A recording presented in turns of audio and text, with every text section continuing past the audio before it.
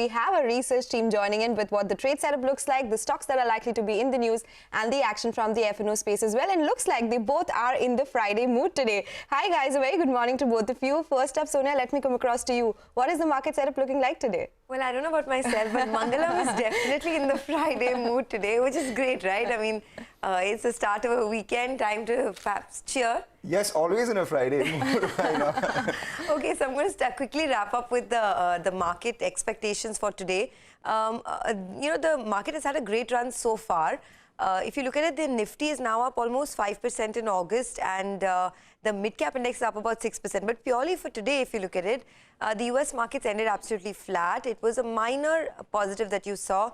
The Dow was up about 20-odd points, Nasdaq up about 30-odd points. The S&P 500, in fact, by the end of this week, will aim at, having a fifth straight winning week. So the bulls are really in absolute control of this market. Brent crude has risen above $96 a barrel because fuel consumption has picked up and there are some supply issues as well.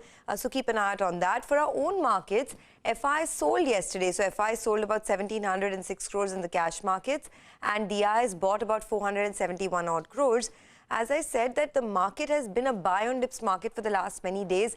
Even yesterday's trade, the Nifty actually gained 104 points from the intraday lows. So perhaps today, even if we might see a slightly tentative opening, the market will use every opportunity to buy into the dips, especially in some of these banking stocks, the IT names, etc.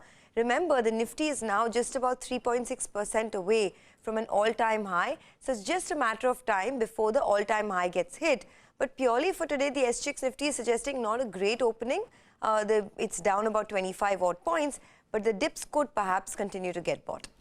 Okay, and that is about the markets, but a lot of stock-specific action as well, Sonia? Yes, plenty of stocks to watch out for. I'm looking out for, all these oil-based stocks, ONGC, Oil India, etc. The government has reviewed the windfall gains tax. They've cut the cess on crude. The export duty on ATF has been hiked. Export duty on diesel has been restored. So do keep an eye out on that. These are the couple of stocks to look forward to. Adani Total Gas also in focus, as the company has reduced CNG prices by 4.7 rupees per kilo and PNG prices by 3.2 rupees.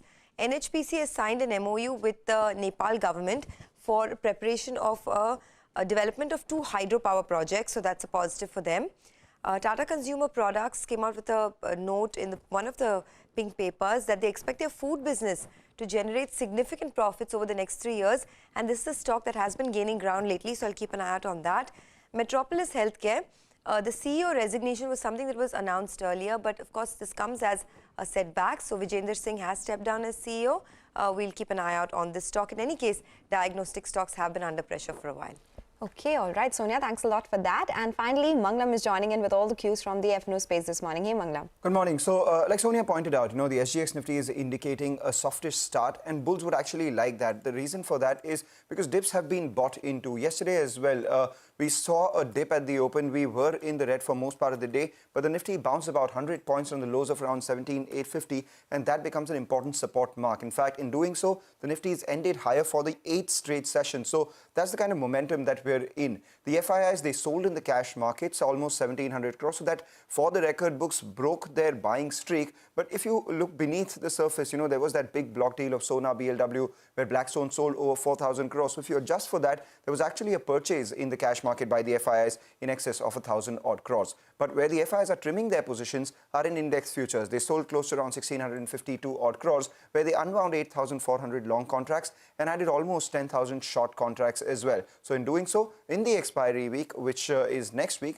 the FIIs are now 53% long and 47% short. Some balance is something that would be good. Where did we see the action in terms of options? 18,000 call continues to see a fair amount of writing. So that was the one that saw 31 lakh shares written for a premium of 100 rupees. So maybe levels upwards of 18,000 may face near-term hurdles. 17,900 call was pretty active as well with a premium of 175. In fact, as was the 17,900 put, we saw almost 30 lakh shares added out there for a premium of 100 rupees as well. So maybe the street is playing for a range between 17,800 to about 18,000 odd.